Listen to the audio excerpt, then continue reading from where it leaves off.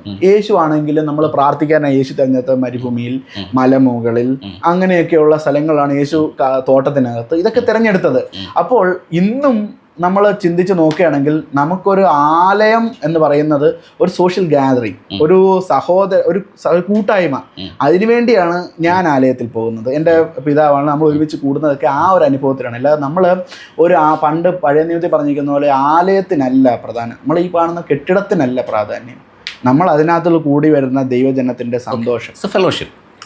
Okay, ഇനി ഒരു കാര്യം കൂടെ പറഞ്ഞിട്ട് അങ്ങോട്ട് അല്ലെങ്കിൽ വീണ്ടും പ്രശ്നമാവും. അപ്പം ജീസസ് പറഞ്ഞു തുടങ്ങിയത് ജീസസ് ക്രൈസ്റ്റിലൂടെ അല്ലാതെ, യേശു ക്രിസ്തുവിലൂടെ അല്ലാതെ. അപ്പോൾ അവിടെ പേര് പ്രശ്നമാണ്, ഇപ്പം വീണ്ടും പറഞ്ഞു. ഓക്കെ, അപ്പോൾ ഈ നാമത്തിലൂടെ അല്ലാതെ എന്ന് ബൈബിളും പറയുന്നു, പക്ഷെ ജീസസ് പറയുന്നു നാമത്തിലും വലിയ കാര്യമില്ല എന്ന് പറയുന്നു. നാമം എന്ന് ഞാൻ പറഞ്ഞതാണ്, നമ്മൾ ഈ പറഞ്ഞ ഹിന്ദിക്കാർക്ക് ഈ പറഞ്ഞ അർത്ഥം ഭാഷ വേറെയാണ്, മലയാളിക്ക് ഈ ഭാഷ വേറെയാണ്. അതുപോലെ നമ്മുടെ മുമ്പിൽ നൽകിയിരിക്കുന്ന നമ്മൾ അനുഭവിച്ച ഒരു ഭാഷയുണ്ടല്ലോ, ആ ഭാഷയിൽ നമ്മൾ ദൈവത്തെ മഹത്വപ്പെടും. നമ്മുടെ ദൈവത്തിന് ഇന്ന ഭാഷയിൽ വിളിച്ചപേക്ഷിച്ചാലേ ഉത്തരം തരൂ എന്നുള്ള വേർതിരിവില്ല. നമ്മൾ മലയാളികൾ നമുക്ക് ഈ ഒരു അനുഭവത്തിലേക്ക് വന്നത് ഈ മലയാളം ബൈബിൾ വായിച്ച അല്ലേ. അതുപോലെ മലയാളത്തിലുള്ള വാക്കായിട്ട്, അല്ലാതെ യൂറോപ്യൻകാരനോ അല്ലെങ്കിൽ ഈ ഹീബ്രു സംസാരിക്കുന്നവനോ വന്ന് മലയാളിയുടെ മുമ്പിൽ വന്ന് പറഞ്ഞാൽ അവനൊന്നും മനസ്സിലാവില്ല. അപ്പൊ അതായത് അതാ പറഞ്ഞേ, പേരിലല്ല ആശയത്തിലാണ് കാര്യം. ഓക്കെ, മനസ്സിലായി. അപ്പോൾ ഒരു വ്യക്തി കേന്ദ്രീകൃതം എന്ന് പറയുമ്പോഴും അവിടെ ആ വ്യക്തിയിലോ ആ പേരിലോ അല്ല, അതിന്റെ പിന്നിലൊരു ആശയം ദൈവം വെച്ചിട്ടുണ്ട്. അതിനാണ് പ്രാധാന്യം. അതെ, അതിനാണ് പ്രാധാന്യം. ഉറപ്പിച്ചു. ഓക്കെ, അപ്പോൾ ജീസസ് ക്രൈസ്റ്റ് എന്ന് പറയുന്ന പേരിന് പ്രാധാന്യം കൊടുക്കേണ്ട ആവശ്യമില്ല. ജീസസ് ക്രൈസ്റ്റ് എന്ന് പറഞ്ഞ പേരിന് പ്രാധാന്യം കൊടുക്കണ്ട. കാരണം അതിൽ നിന്നൊരു ബസ്സിന് വിടാറുണ്ട് പേര് എന്ന് വെച്ചാൽ ആ ബസ്സിൽ കയറി ചെയ്തുകൊണ്ട് നമ്മൾ രക്ഷ പ്രാപിക്കണമെന്നില്ല. പക്ഷേ ഞാൻ പറഞ്ഞത് ആ ഒരു മെയിൻ ആയിട്ടുള്ള കണ്ടക്ട്, ദൈവത്തിൻ്റെ ആത്മാവ് നമ്മുടെ ഉള്ളിൽ നൽകുന്ന പ്രകാശം, ആ യേശു ക്രിസ്തുവിലൂടെ നമുക്ക് കിട്ടുന്ന ആ ഒരു വെളിച്ചം, ആ വെളിച്ചമാണ് ഏറ്റവും ഇമ്പോർട്ടൻറ്റ്. ആ വെളിച്ചം കിട്ടിയിട്ട് നമ്മൾ അലിഞ്ഞു തിരിഞ്ഞ് നടക്കാനല്ല, നമ്മൾ അന്വേഷിച്ച് പോകാനല്ല. ഇതുകൂടെ ഒന്ന് പറഞ്ഞേ, യേശു ക്രിസ്തു എന്ന് പറയുന്ന പേരുണ്ടാക്കിയത് ഏതൊരു മലയാളിയാണ് അല്ലെങ്കിൽ ഒരു പണ്ഡിതനാണ് ആയിരിക്കും. ഓക്കെ, അപ്പോൾ ആ പേരിന് പോലും നമ്മൾ ബൈബിൾ മലയാളത്തിൽ വായിച്ചത് കൊണ്ട് ഒരു ഇമ്പോർട്ടൻസ് വന്നു. അതെ, ആരോ ഉണ്ടാക്കിയ പേരാ, ഒറിജിനൽ പേരേ അല്ല. അപ്പോൾ ഞാൻ പറയുവാണ്, ആ പേരിന് ഞാനൊരു പേരിടുകയാണ് തോമസ് കുട്ടി എന്ന്. അതിന് ഇമ്പോർട്ടൻസ് കിട്ടത്തില്ലേ? അല്ല, അത് ഞാൻ പറഞ്ഞുതരാം. കാരണം ഈ ചില പേരുകൾക്ക് നമ്മളെ ചില ഡെറിവേഷൻസ് ഉണ്ട്. നമ്മൾ സ്കൂളിലും കോളേജിലൊക്കെ പഠിക്കുമ്പം ഈ ദിസ് നെയിം ഡിറൈവ്ഡ് ഫ്രം എന്ന് പറയുമ്പോൾ അതൊന്നല്ലോ വല്ല മൂലഭാഷകളോ വല്ലോ നമുക്ക് കിട്ടും. അപ്പോൾ ആ പേരുമായിട്ട് സാമ്യമുള്ള അനുഭവം എന്ന് വെച്ചാൽ നമുക്ക് പ്രധാനം ജെയ്സൺ എന്നോ അല്ലെങ്കിൽ നേരത്തെ പറഞ്ഞ തോമസ് കുട്ടി എന്നോ പേരല്ല പ്രധാനം. ജെയ്സൺ ഇവിടെ വന്നതുകൊണ്ട് ഒരു പ്രയോജനവും ഇല്ല. പക്ഷേ ജെയ്സൺ നാളെ ജീവൻ പോയാൽ ഒരു ഡെഡ് ബോഡി ആവും. അതിനകത്ത് അതിന് മുമ്പ് ഞാൻ പറയുന്ന വാക്കുകൾ, അതിൻ്റെ അർത്ഥം, അതിനാണ് പ്രധാനം. അപ്പം എൻ്റെ പേരല്ല പ്രധാനം. ഇപ്പം എനിക്കിപ്പോൾ ജെയ്സന്റെ സ്ഥാനത്ത് ജെയ്സൺ എന്നല്ലാതെ വേറെ പേരിട്ടാൽ അത് സ്യൂട്ട് ആവില്ല. ഇപ്പം ഞാൻ പറയാം എൻ്റെ പേര് ജോമോൻ, അത് കേൾക്കുന്നവനും അറിയാം, എല്ലാവർക്കും അറിയാം അത് ഫേക്കാണ്. കാരണം എൻ്റെ പ്രവൃത്തിയിലൂടെ അവർക്കത് മനസ്സിലാവും. ഒരു മനുഷ്യൻ്റെ യഥാർത്ഥ പേരെന്താണോ അത് അവൻ്റെ പ്രവൃത്തിയിലൂടെ തന്നെ മനസ്സിലാവും. അതെല്ലാവർക്കും മനസ്സിലായതുകൊണ്ടാണ് പത്രോസ് ആണെങ്കിലും എല്ലാവരും പറഞ്ഞത് യേശു ജീവനുള്ള ദൈവത്തിൻ്റെ പുത്രനായ ക്രിസ്തു എന്ന് പറഞ്ഞു. അല്ലാതെ യേശു ഒരിക്കലും ആരോടും പറഞ്ഞില്ല ഞാൻ ക്രിസ്തുവാണ്, എന്നെ നിങ്ങൾ ക്രിസ്തു എന്ന് വിളിക്കണം എന്നൊന്നും പറഞ്ഞില്ല. പിശാചിനോട് പോലും ദൈവം പറഞ്ഞിട്ടില്ല. എന്ന് വെച്ചാൽ ദുരാത്മാവ് ഇളകിയ ആ സമയങ്ങളിൽ അവർ പറഞ്ഞു യേശുവേ ദാവീദ് പുത്ര, യേശു പറഞ്ഞില്ല ഞാൻ സൺ ഓഫ് ഡേവിഡ് ആണ് എന്നും യേശു പറഞ്ഞായിട്ട് നമുക്ക് തെളിവില്ല. ഓക്കെ, അപ്പോൾ ജീസ് അവിടെ എൻ്റെ ഒരു ചോദ്യം അവിടെ കറക്റ്റ് ക്ലിക്കായില്ലാന്ന് തോന്നുന്നു. ഇപ്പോൾ ഞാൻ തന്നെ ഒരു എക്സാമ്പിൾ വെച്ച് പറയാം. ഇപ്പോൾ ഞാൻ നമ്മുടെ കോട്ടൂരിനപ്പുറത്ത് കുറച്ച് കാട്ടിനകത്ത് താമസിക്കുന്ന കുറച്ച് ആൾക്കാരുണ്ട്. അവർക്ക് ഭാഷയില്ലാന്നിരിക്കട്ടെ, ലിപിയും ഇല്ലാന്നിരിക്കട്ടെ, അവർക്ക് ഭാഷ നമ്മൾ മലയാളം പറഞ്ഞാൽ അവർക്ക് മനസ്സിലാകത്തില്ലാന്നിരിക്കട്ടെ, അല്ലെങ്കിൽ നോർത്ത് ഇന്ത്യയിലുള്ള അങ്ങനെയുള്ള ഒരു ആൾക്കാരാണെന്ന് വിചാരിക്കുക. ഞാൻ അവിടെ പോയിട്ട് അവർക്ക് വേണ്ടി ഒരു ലിപി ഉണ്ടാക്കുമ്പോൾ അല്ലെങ്കിൽ ഒരു ഭാഷ ഉണ്ടാക്കുമ്പോൾ എനിക്ക് അവിടെ യേശു ക്രിസ്തു എന്ന് പറയുന്ന പേരിന് വേണ്ടിയിട്ട് മറ്റൊരു പേര് എനിക്ക് അവിടെ കൊണ്ടുവരണം. യേശു ക്രിസ്തു എന്ന് പറഞ്ഞ പേരും ഇല്ലായിരുന്നല്ലോ, ഒരാൾ കൊണ്ടുവന്നതല്ലേ. അപ്പോൾ അവർക്ക് വേണ്ടി ഞാനൊരു പേരുണ്ടാക്കുമ്പോൾ പാലിക്കേണ്ട നിയമം എന്താ? പാലിക്കേണ്ട നിയമം പ്രധാനമായിട്ട് അവർക്ക് മനസ്സിലാകുന്ന ഭാഷയായിരിക്കണം. നമ്മൾ സ്വയമായിട്ടൊരു ലിപി ഉണ്ടാക്കുന്നതിലല്ല. ഇപ്പോൾ ഉദാഹരണം, നമ്മൾ വായിക്കുന്ന മലയാളം ബൈബിള് നമുക്ക് മനസ്സിലായതുകൊണ്ടാണ് നമ്മൾ വായിക്കുന്നത്. ഇപ്പം പണ്ട് ഏതൊക്കെയോ ചില അടിമത്തം അനുഭവിച്ചുകൊണ്ടിരുന്ന രാജ്യങ്ങളുണ്ടായിരുന്നു. അവിടെ അവർ നിർബന്ധമായിട്ട് ഇംഗ്ലീഷ് സംസാരിക്കണം, ബ്രിട്ടീഷ് സംസാരിക്കണം എന്നൊക്കെയുള്ള നിയമങ്ങളുണ്ടായിരുന്നു. അങ്ങനെയല്ല, ഞാൻ പറഞ്ഞ മാതൃഭാഷ എൻ്റെ മലയാളം, ഞാൻ വളർന്ന എൻ്റെ മാതൃഭാഷയിൽ എനിക്ക് ഇംഗ്ലീഷ് ബൈബിൾ വായിച്ചാൽ എനിക്ക് അത്ര ഇതായിട്ട് പിടിക്കേണ്ടതില്ല. പക്ഷെ ചില കാര്യങ്ങൾ വായിക്കുമ്പോൾ നമുക്കൊരു ഒരു ബലം കിട്ടും. എന്ന് ചില വാക്കുകളുടെ അർത്ഥം നമ്മൾ പഠിച്ചതുകൊണ്ട് ചില വാക്കുകളുടെ അർത്ഥം മനസ്സിലാവും. പക്ഷെ മൊത്തം വായിച്ചുകൊണ്ടിരുന്ന എനിക്കിത് എന്താണെന്ന് എനിക്ക് മനസ്സിലാവത്തില്ല. അപ്പം ഇങ്ങനെ പറഞ്ഞൂടെ, എനിക്ക് ശരിക്കും ഞാൻ അവിടെ അവരുടെ റെപ്രസെൻറ്റേറ്റീവ് ആയിട്ട് നിൽക്കുകയാണെങ്കിൽ എനിക്ക് സ്യൂട്ടബിളായിട്ട് അവർക്ക് മനസ്സിലാകുകയും അവർക്ക് ഗ്രഹിക്കാൻ പറ്റുകയെന്ന് തോന്നുന്ന ഒരു സ്യൂട്ടബിളായിട്ടുള്ള നെയിം ഞാൻ ഡിറൈവ് ചെയ്ത് കൊടുത്താൽ കുഴപ്പമുണ്ട്. അതായത് നമ്മൾ ഡിറൈവ് ചെയ്ത് കൊടുക്കുന്നതിലല്ല. അപ്പോൾ യേശു ക്രിസ്തു എന്ന പേര് എവിടെ നിന്ന് പറഞ്ഞു തരാം. അതാണ് ഞാൻ പറഞ്ഞു തന്നത്. യേശു ക്രിസ്തു എന്നുള്ള പേര് ഇത് വരുമ്പോൾ നമുക്ക് ഇവർക്ക് മനസ്സിലാകുന്ന രീതിയിൽ അതിനെ ക്രമീകരിക്കണം. അതാണ് ഏറ്റവും പ്രധാനം. ചിലപ്പോൾ പറഞ്ഞുതരാം, ചിലപ്പോൾ നമ്മുടെ ഡെറിവേഷൻസ് തെറ്റായെന്ന് വരാം. അങ്ങനെ പല ഡെറിവേഷൻസ് തെറ്റായിട്ടുണ്ട്. മനസ്സിലായി? ചിലർ പലതിനും പല നിയമങ്ങൾക്കും ഇട്ടിരുന്ന പേരുകൾ, പല നിയമങ്ങൾ തെറ്റായിപ്പോയി എന്ന് വരാൻ ഇടയായിട്ടുണ്ട്. അപ്പോൾ നമ്മൾ പറയുന്ന വാക്കുകൾ, കാരണം നമ്മൾ ഈ കയ്യിരിക്കുന്ന ബൈബിൾ പൗലോസ് ഉപയോഗിച്ചിട്ടില്ല. മനസ്സിലായി? ഈ പുതിയ നിയമം പഴയ നിയമം അടങ്ങിയ ബൈബിള് പൗലോസ് ഉപയോഗിച്ചിട്ടുള്ള, പത്രോസ് ഉപയോഗിച്ചിട്ടുള്ള, ഈ 12 ശിഷ്യന്മാരും അതിന് ആ 1-ാം നൂറ്റാണ്ടിൽ നമ്മൾ ചിന്തിച്ച് നോക്കി അവരാരും ഈ ബൈബിൾ ഉപയോഗിച്ചിട്ടില്ല.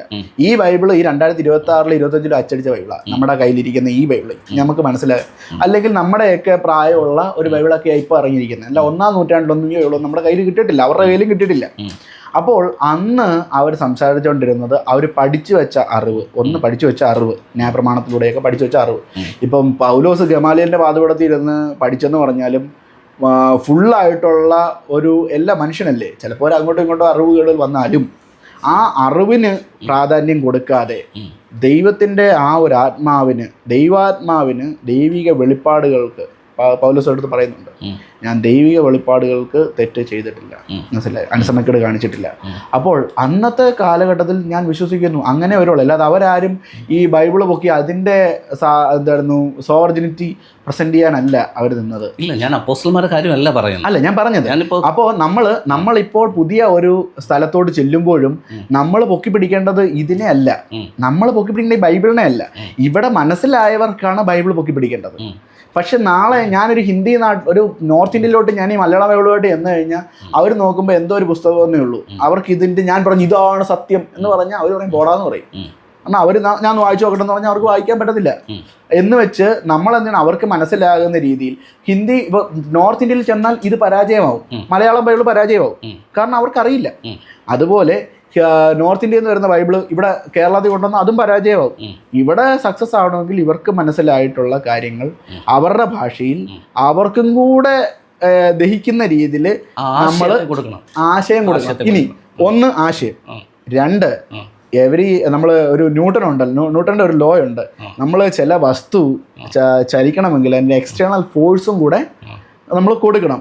ആ എക്സ്റ്റേണൽ ഫോഴ്സാണ് ദൈവത്തിൻ്റെ ആത്മാവ്. അതുകൊണ്ടാണ് യേശു പറഞ്ഞത്, നിങ്ങൾ ശക്തി ലഭിച്ചിട്ട്, പരിശുദ്ധാത്മാവിൻ്റെ ശക്തി ലഭിച്ചിട്ട് നിങ്ങൾ സുവിശേഷത്തിന് ഇറങ്ങിത്തിരിക്കണം. ഇതാണ് മെയിനായിട്ടുള്ള ഇതിൻ്റെ തത്വം. നമ്മൾ അറിവും വെച്ചുകൊണ്ട്, ഇപ്പം ഞാൻ അറിവ് വെച്ചുകൊണ്ടാണ് എനിക്ക് കിട്ടിയ എൻ്റെ തിരിച്ചറിവ്, അനുഭവത്തിലുള്ള അറിവ്, അത് വെച്ചുകൊണ്ടാണ് ഞാൻ നമ്മളോട് സംസാരിക്കുന്നത്. പക്ഷേ ഞാൻ ഇത് എഫക്റ്റ് ആവണമെങ്കിൽ എൻ്റെ ഉള്ളിൽ വ്യാപരിക്കുന്ന പരിശുദ്ധാത്മാവിൻ്റെ ശക്തിയും കൂടെ എവിടെ വരണം?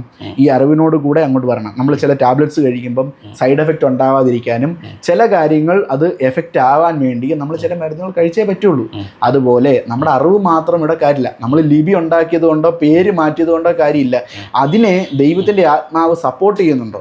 അതായത് നമ്മൾ പറഞ്ഞതുപോലെ ആദിയിൽ വെള്ളത്തിന്മീതെ പരിവർത്തിച്ച ദൈവത്തിൻ്റെ അതേ ആത്മാവ് ഇന്നും നമ്മളോട് കൂടെ ഉണ്ട്. മനസ്സിലായോ? നമ്മളോട് കൂടെയോ നമ്മുടെ ഉള്ളിലോ ഒക്കെ നമ്മുടെ ശരീരത്തിൽ വ്യാപരിക്കുന്ന ഒരു ദൈവത്തിൻ്റെ ആത്മാവുണ്ട്. ആ ആത്മാവ് സപ്പോർട്ട് ചെയ്യും. അതുകൊണ്ട് ആത്മാവിനെ ദുഃഖിപ്പിക്കരുത് എന്ന് പറയുന്നത്. ഓക്കെ, അപ്പോൾ ഒരു പോസ്. അപ്പം ജേസൺ ഇപ്പോൾ പറഞ്ഞു വരുന്നത് ആശയത്തോടൊപ്പം പരിശുദ്ധാത്മാവിന്റെ നിയോഗവും നടത്തിപ്പും ഉണ്ടെങ്കിൽ ഈ കാര്യങ്ങൾ ചെയ്യാവുന്നതാണ്. സക്സസ് ആവുള്ളൂ, ചെയ്യാവൂന്നല്ല. കാരണം പലരും ചെയ്യാറുണ്ട്. പല ചിന്തകളോടെയും ദൈവാത്മാവിൻ്റെ ഒരു സപ്പോർട്ടും ഇല്ലാതെ ദുരാത്മാവ് പ്രാപിച്ചവർ പല ഉപദേശങ്ങൾ പറയാറുണ്ട്. പക്ഷെ അതൊന്നും പലയിടത്ത് എന്താവില്ല, ഉപയോഗത്തിൽ വരുന്നില്ല. ഉപയോഗത്തിൽ വരുന്ന മാത്രമല്ല, അത് മനുഷ്യന് പ്രയോജനമാവില്ല. ഞാൻ നേരത്തെ ഫസ്റ്റിലെ പറഞ്ഞ പോലെ, ഗമാലിയൽ പറഞ്ഞ പോലെ, ഒരു മനുഷ്യൻ്റെ ആ ഒരു സ്പിരിറ്റ് വെച്ചോ അല്ലെ അവൻ്റെ തത്വം വെച്ചോ മുമ്പോട്ട് പോയാൽ അതിൻ്റെ പിന്നാലെ പോയവരും നശിച്ചു പോകും.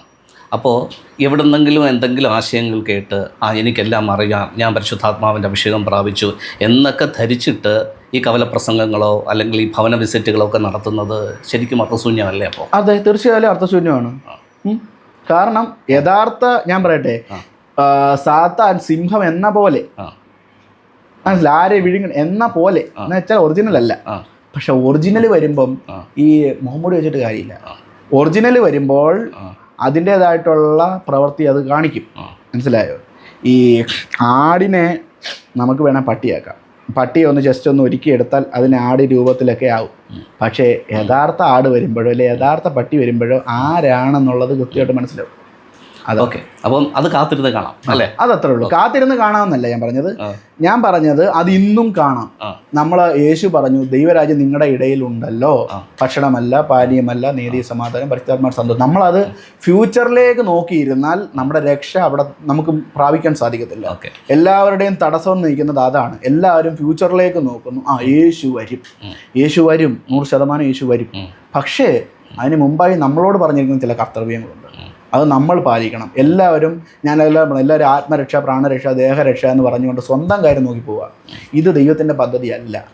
ആത്മരക്ഷയും പ്രാണരക്ഷയും ദേഹരക്ഷയൊക്കെ നല്ല കാര്യം, അത് നിങ്ങൾ രക്ഷ പ്രാപിക്കണം. പക്ഷേ അത് മാത്രം നോക്കിയെന്നുകൊണ്ട് അമ്മനി മനോജ് ബ്രദർ ഇങ്ങനെ നടക്കട്ടെ, അദ്ദേഹം രക്ഷപ്പെട്ടില്ലെങ്കിൽ എനിക്കും രക്ഷപ്പെടാമല്ലോ എന്ന് വിചാരിച്ച് പോകുന്നതിലല്ല. ഞാൻ മുഖാന്തരം അദ്ദേഹത്തിന് നമ്മളൊരു കൈ കൊടുത്തില്ല എങ്കിൽ, കാരണം യഹൂദയെ പറ്റി ഒരു കുറ്റം പറഞ്ഞിട്ടുണ്ട് വചനത്തിൽ. ഇസ്രായേൽ നിന്റെ സഹോദരി തെറ്റിപ്പോയിട്ട് നീ ഒന്നും തിരുത്തിയില്ല. യഹൂദ എന്ന് പറഞ്ഞ ഇസ്രായേലിലെ ഒരു ഭാഗമാണ്. അത് പിന്നീടാണ് 2 രാജ്യമായി മാറിയത്. അപ്പോൾ നീ തിരുത്തേണ്ട സ്ഥാനത്ത് തിരുത്തിയില്ല എങ്കിൽ അത് തെറ്റാണെന്ന് തന്നെയാണ് വചനം പറയുന്നത്. നമ്മൾ ഈ എല്ലാവരും വിശ്വാസികൾ, ബന്ധക്കോസുകാർ അല്ലെങ്കിൽ ക്രിസ്ത്യാനികൾ എന്ന് പറയുന്ന പേരെടുത്തവർ ഞങ്ങൾ പള്ളിയിൽ പോകുന്നുണ്ട്, ഞങ്ങൾ വിശ്വാസ ജീവിതം, വിശുദ്ധ ജീവിതം നയിക്കുന്നുണ്ടെന്ന് പറഞ്ഞു പോയാൽ ദൈവം അതിനെ കൈയടിക്കുന്ന ആളല്ല. ദൈവം ന്യായപ്രമാണവും വചനവും ദൈവാത്മാവും ഇതൊന്നും അതിനെല്ലാം എതിർക്കുന്നു. രക്ഷ എന്ന് പറയുന്നത് വ്യക്തിപരമാണ്. നമ്മൾ രക്ഷ പ്രാപിച്ചാലേ പറ്റുള്ളൂ. പക്ഷേ രക്ഷ സാർവത്രികമാണ്. രക്ഷ ഒരാളെ രക്ഷിക്കാനല്ല യേശു വരുന്നത്. ഓക്കെ, ഈ കുറേ സബ്ജക്റ്റുകൾ ഇതിന്റെ ഇടയിൽ വന്നുപോയി. ഞാൻ പറഞ്ഞത് ഇത് രക്ഷിക്കാൻ കഴിവുള്ളത് യേശു ക്രിസ്തുവിന് മാത്രമേ ഉള്ളൂ എന്നുള്ള ആ സിംഗിൾ സബ്ജക്റ്റിലാണ് ഞാൻ ഇപ്പോഴും നിൽക്കുന്നത്. ഓക്കെ, അതിലോട്ട് പിന്നെ വരാം. ഓക്കെ, അതിലോട്ട് വന്നു കഴിഞ്ഞാൽ വീണ്ടും അതൊരു വേറൊരു സബ്ജക്റ്റ് ആയിട്ട് പോകും. അപ്പോൾ നമുക്ക് വീണ്ടും ക്രിസ്തുവിലേക്ക് വരാം. ഇന്ന് നമുക്ക് ആ ടോപ്പിക് ഒന്ന് കംപ്ലീറ്റ് ചെയ്തിട്ട് പിന്നെ നമുക്ക് ഇരിക്കുമ്പോൾ ബാക്കി സബ്ജക്റ്റിലേക്കൊക്കെ പോകും. ഓക്കെ, അപ്പോൾ ക്രിസ്തു എന്ന് പറയുമ്പോഴത്തേക്ക് ഇപ്പോഴും എനിക്ക് ആ കൺക്ലൂഷനിലേക്ക്, ജെയ്സന്റെ ഐഡിയയിൽ എന്താണ് ക്രിസ്തു എന്നുള്ള കൺക്ലൂഷനിലേക്ക് വന്നിട്ടില്ല. എൻ്റെ ഐഡിയ ഞാൻ പറഞ്ഞല്ലോ, ക്രിസ്തു എന്ന് പറയുന്നത് എല്ലാ വ്യക്തികളുടെ ഉള്ളിലും ദൈവം വെച്ചിരിക്കുന്ന ദൈവത്തിൻ്റെ ഒരു പൊസിഷൻ, ഒരു ചൈതന്യമാണ്. ഓരോ വ്യക്തിക്കും ആ ക്രിസ്തു എന്ന് പറയുന്ന ഭാവത്തിലേക്ക് വരാൻ തക്കവണ്ണമാണ് പുതിയ നിയമത്തിനകത്ത് ജീസസ് ആണെങ്കിലും പത്രോസ് ആണെങ്കിലും പൗലൂസ് ആണെന്നുണ്ടെങ്കിലും ഈ കാര്യത്തെ എക്സ്പോസ് ചെയ്തിരിക്കുന്നത്. ഓരോ വ്യക്തിയും ക്രിസ്തുവാകുക, ഓരോ വ്യക്തിയും ക്രിസ്തു എന്ന് പറയുന്ന ആ ഒരു പക്വതയിലേക്ക് എത്തുക അല്ല. കാരണം നമ്മൾ പറഞ്ഞ ആ ഒരു സംശയം എന്താ വെച്ചാൽ ഞാൻ ഒരു വാക്യത്തിലൂടെ പറഞ്ഞുതരാം. ക്രിസ്തു യേശുവിലുള്ള ഭാവം തന്നെ നിങ്ങളിലും ഉണ്ടായിരിക്കട്ടെ. മനസ്സിലായോ? ക്രിസ്തു യേശുവിലുള്ള, ക്രിസ്തു യേശു എന്ന ഭാവം എന്നല്ല, ക്രിസ്തു യേശുവിലുള്ള. അവിടെ ഞാൻ എപ്പോഴും പറയുന്ന ഒരു വാക്യമാണ്, അത് ഞാൻ ഒരു വാക്കാണ്, അത് ഞാൻ വീണ്ടും ഒന്ന് റിപ്പീറ്റ് ചെയ്യാം, അല്ലെന്നുണ്ടെങ്കിൽ കേൾക്കുന്നവർക്ക് വീണ്ടും കൺഫ്യൂഷൻ വരും. പൗലൂസ് എവിടെയൊക്കെ യേശു എന്ന് പറയേണ്ടി വന്നിട്ടുണ്ടോ അവിടെയൊക്കെ യേശു എന്ന് മാത്രം പറഞ്ഞിട്ടുണ്ട്. എവിടെയൊക്കെ ക്രിസ്തു എന്ന് പറയുന്നുണ്ടോ അവിടെയൊക്കെ ക്രിസ്തു എന്ന് മാത്രം പറഞ്ഞിട്ടുണ്ട്. എവിടെയൊക്കെ ക്രിസ്തേശു എന്ന് പറയേണ്ടി വന്നിട്ടുണ്ടോ അവിടെയൊക്കെ ക്രിസ്തേശു എന്ന് പറഞ്ഞിട്ടുണ്ട്. എവിടെയൊക്കെ യേശു ക്രിസ്തു എന്ന് പറയേണ്ടി വന്നിട്ടുണ്ടോ അവിടെയെല്ലാം യേശു ക്രിസ്തു എന്ന് പറയേണ്ടി വന്നിട്ടുണ്ട്. അദ്ദേഹം പൊട്ടനായതുകൊണ്ടല്ല, എവിടെ ഏത് വാക്ക് ഉപയോഗിക്കണമെന്ന് അദ്ദേഹം വളരെ വ്യക്തതയോടുകൂടെ ആലോചിച്ച് ദൈവാത്മാവിൻ്റെ ആ ശരിക്കുമുള്ള കൃപയിൽ അത് എഴുതിയിരിക്കുന്നത്. എസ്പെഷ്യലി നമ്മൾ റോമർ 8 വായിച്ചു കഴിഞ്ഞാൽ, ഒത്തിരി ഒന്നും വായിക്കേണ്ട, റോമർ 8 1 മുതൽ 17 വരെ വായിച്ചു കഴിഞ്ഞാൽ ആ 17 വാക്യത്തിനകത്ത് തന്നെ പലയിടത്തുനിന്നും യേശു എന്ന് മാത്രം എഴുതിയിട്ടുണ്ട്, പലയിടത്തും ക്രിസ്തു എന്ന് മാത്രം എഴുതിയിട്ടുണ്ട്, പലയിടത്തും കോമ്പിനേഷനും എഴുതിയിട്ടുണ്ട്. അപ്പോൾ ഞാനത് ജനങ്ങൾക്ക് മനസ്സിലാകുന്ന രീതിയിൽ ഇങ്ങനെ പറയും. മുഖ്യമന്ത്രി എന്ന് പറയേണ്ടടുത്ത് മുഖ്യമന്ത്രി എന്ന് തന്നെ പറയണം. പിണറായി വിജയൻ എന്ന് പറയേണ്ടടുത്ത് പിണറായി വിജയൻ എന്ന് തന്നെ പറയണം. മുഖ്യമന്ത്രി പിണറായി വിജയൻ എന്ന് പറയേണ്ടടുത്ത് അങ്ങനെ പറയണം. പിണറായി മുഖ്യമന്ത്രി എന്ന് പറയേണ്ടടുത്ത് അങ്ങനെ പറയണം. ഇതേ സെൻസിലാണ് പൗലൂസ് അത് എഴുതിയിരിക്കുന്നത്. ഓരോ വാക്കിൻ്റെയും എംഫസിസ് ചെയ്ത് കൊടുത്തു. ഞാനൊരു ഉദാഹരണം പറഞ്ഞുതരാം. ഞാൻ ലാസ്റ്റ് വർക്ക് ചെയ്തെടുത്ത് ഞാൻ ചില സമയത്ത് ഞങ്ങളുടെ MD ആയിട്ടൊരു സംസാരിക്കാൻ പറയും, ഞാൻ എൻ്റെ പേഴ്സണലി ഞാൻ ഒരു കാര്യം പറയും. അപ്പം എൻ്റെ MD പറയും, നോ, നിങ്ങൾക്ക് ഇവിടെ പേഴ്സണാലിറ്റി ഇവിടെ ഇല്ല. എന്താന്ന് വെച്ച് കഴിഞ്ഞാൽ അവർ പറഞ്ഞ അർത്ഥം എന്ന് വെച്ചാൽ എന്നെ അധിക്ഷേപിക്കുന്നതെന്നല്ല, നിങ്ങൾ ഈ പൊസിഷനിൽ ഇരുന്നുകൊണ്ട് നിങ്ങൾ ഇനി പുറത്തിറങ്ങി നിന്ന് എന്തെങ്കിലും പറഞ്ഞാലും നിങ്ങളെ ബാധിക്കുന്നത് ഈ പൊസിഷനാണ്. മനസ്സിലായോ? അപ്പോൾ അവിടെ നിന്ന് ജെയ്സൺ പറഞ്ഞെന്ന് പറഞ്ഞാലും, ഇനി ഞാൻ അവിടുത്തെ വൈസ് പ്രസിഡന്റ് ആണെങ്കിൽ വൈസ് പ്രസിഡന്റ് പറഞ്ഞെന്ന് പറഞ്ഞാലും, ആ സമയത്ത് ആ കാലഘട്ടത്തിലെ ആ സ്ഥാനത്ത് നിൽക്കുന്നയാൾ ഞാനാണ്. മനസ്സിലായോ? അതിനകത്ത് ജെയ്സന്റെ പേഴ്സണാലിറ്റിക്കോ വൈസ് പ്രസിഡന്റിന്റെ അധികാരത്തിനോ തമ്മിൽ ഒരു വ്യത്യാസവും ഇല്ല. ഇത് ജെയ്സന്റെ ബലഹീനതയെ പറ്റിപ്പോയതെന്ന് പറയാനൊന്നും പറ്റത്തൊന്നുമില്ല. അങ്ങനെ സംഭവിച്ചാൽ ഏത് നിമിഷവും എനിക്കെതിരെ ആക്ഷൻ എടുക്കാം. അത് തന്നെയാണ് ഞാൻ ഇവിടെയും പറയുന്നത്. ക്രിസ്തുയേശു എന്ന് പറഞ്ഞാൽ യേശു ക്രിസ്തു എന്ന് പറഞ്ഞാൽ യേശു എന്ന് പറഞ്ഞാലും ക്രിസ്തു എന്ന് പറഞ്ഞാലും ഇനി ദൈവപുത്രൻ എന്ന് പറഞ്ഞാൽ പോലും ഇതാരെ പറ്റിയാണോ പറയുന്നത് ആ ഒരർത്ഥം മാത്രം എടുക്കുക എന്നുള്ളതാണ്. കാരണം ഉദാഹരണം ഞാൻ പറഞ്ഞത്, യേശു പറഞ്ഞു എന്നെ അനുകരിപ്പീൻ, മനസ്സിലായോ, എന്നെ അനുഗമിപ്പീൻ, ഇതെല്ലാം യേശു പറഞ്ഞിട്ടുള്ള കാര്യമാണ്.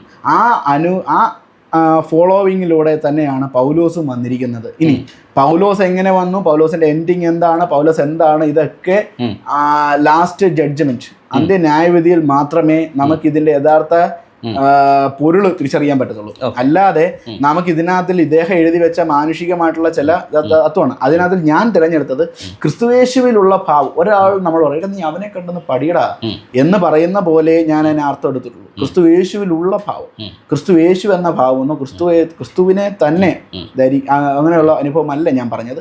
ക്രിസ്തുയേശുവിലുള്ള ഭാവം തന്നെ നിങ്ങളിലും ഉണ്ടായിരിക്കട്ടെ എന്ന് വെച്ച് കഴിഞ്ഞാൽ, ഇപ്പോൾ സാർ IT വർക്ക് ചെയ്തു, മോള് PhD എടുക്കുന്നു എന്ന് പറഞ്ഞാലും തന്നെ അപ്പോൾ എനിക്കൊരാഗ്രഹമുണ്ട്, എനിക്ക് ഇങ്ങനെയൊക്കെ ആകാൻ പറ്റിയിരുന്നെങ്കിൽ, ഇങ്ങനെയൊക്കെയുള്ള സാഹചര്യത്തിലേക്ക് ജീവിക്കാനും ചെയ്യാനും പറ്റിയിരുന്നെങ്കിൽ.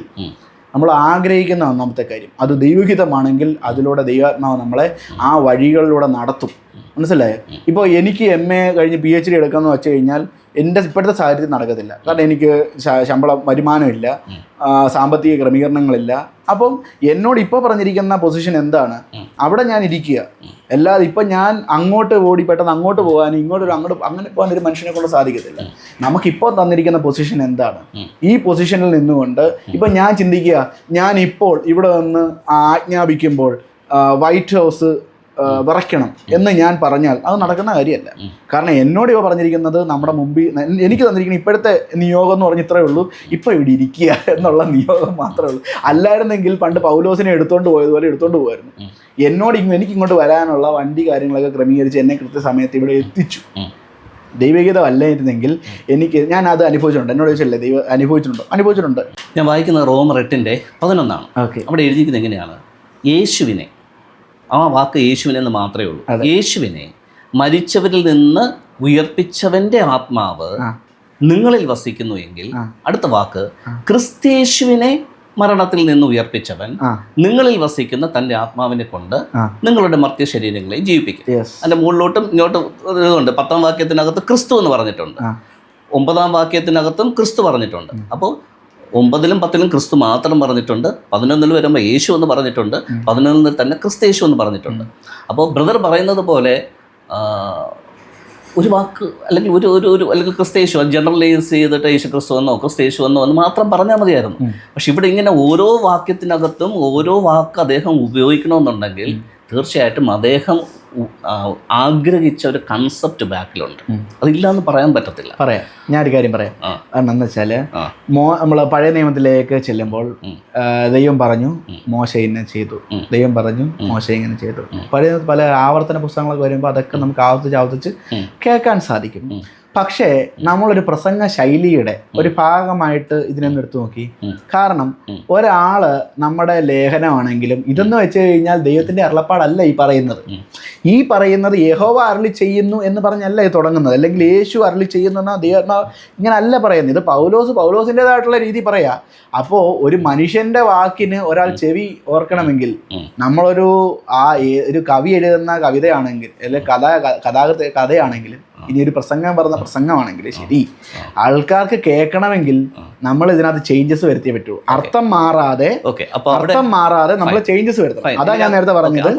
ജെയ്സൺ പറയുന്ന കോൺടെക്സ്റ്റിലേക്ക് പിടിക്കട്ടെ. ഓക്കെ, അത് പഠിക്കട്ടെ. എപ്പോഴെങ്കിലും ദൈവാത്മാവ് അത് വെളിപ്പെടുത്തി തരട്ടെ. കാരണം ഈ പറയുന്നത് 8:1-17 വരെ എന്ന് പറയുന്നത് പൗലൂസിന്റെ എല്ലാ എഴുത്തുകളിലും ഏറ്റവും പ്രയോറിറ്റിയുള്ള സ്പിരിറ്റിനെ കുറിച്ച് പറയുന്ന ദൈവാത്മാവിൻ്റെ നടത്തിപ്പിനെ കുറിച്ച് പറയുന്ന ഒരു ഭാഗമാണ് 8:1-17 വരെയുള്ള ഭാഗം. സോ അത് അത്രയും ക്രിട്ടിക്കലായിട്ടുള്ളൊരു ഭാഗമായതുകൊണ്ട് ചുമ്മാ വാക്ചാതുരതയിൽ അല്ലെങ്കിൽ എന്തെങ്കിലും ഒരു പോയം എഴുതുന്നത് പോലെ ഒരു അഭ്യാസ പ്രകടനം നടത്തേണ്ടുന്ന ഒരു സാധനത്തെ കുറിച്ചല്ല അദ്ദേഹം സംസാരിക്കുന്നത്. സോ അവിടെ പറയുന്ന ഓരോ വാക്കിനും ഈവൻ ഒരു അവൻ അല്ലെങ്കിൽ ഇത് അല്ലെങ്കിൽ അത് എന്ന് പറയുന്ന ഓരോ കുഞ്ഞു വാക്കുകൾ പോലും അളന്ന് കുറിച്ച് വെച്ചിരിക്കുന്ന ഒരു കാര്യമാണ് ഈ 17 വാക്യം.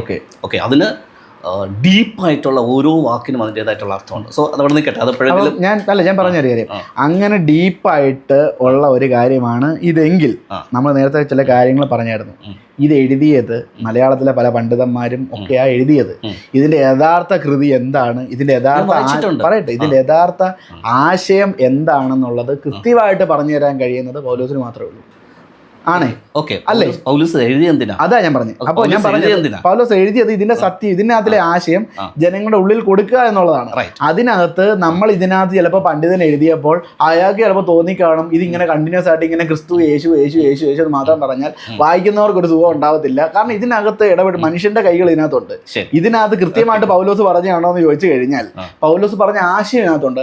ആശയത്തിന് കേടുവരാതെ വായനക്കാർക്ക് ഒരു ബുദ്ധിമുട്ട് വരാത്ത വിധം അതിനെ ക്രമീകരിക്കുക. അതിനെ ഞാൻ നേരത്തെ പറഞ്ഞതുപോലെ നമ്മുടെ ഇത് ഫലവത്താവണമെങ്കിൽ ആ ഒരു വ്യക്തിയുടെ അറിവ് മാത്രം പോരാ, അതിൻ്റെ പിന്നിൽ പ്രവർത്തിക്കുന്ന ദൈവത്തിൻ്റെ ഹിതവും ദൈവാത്മാവിൻ്റെ ശക്തിയും കൂടെ വേണം. അതെ, അപ്പോൾ ഞാൻ പറഞ്ഞു വന്നത് എന്താ വെച്ചാൽ നേരത്തെ നിങ്ങൾ 666 എന്ന് പറഞ്ഞ നെറ്റത്തൊക്കെ പറഞ്ഞ് അങ്ങനെ വിട്ടുവെങ്കിലും ഇന്ന് എനിക്ക് വിരൽത്തുമ്പിൽ ഇതിൻ്റെ ഒറിജിനൽ ഭാഷ കിട്ടും. ആ ഒറിജിനൽ ഭാഷയും മലയാളവും ഇംഗ്ലീഷും കൂടെ വെച്ചിട്ടുള്ള കമ്പാരിസൺ കിട്ടും.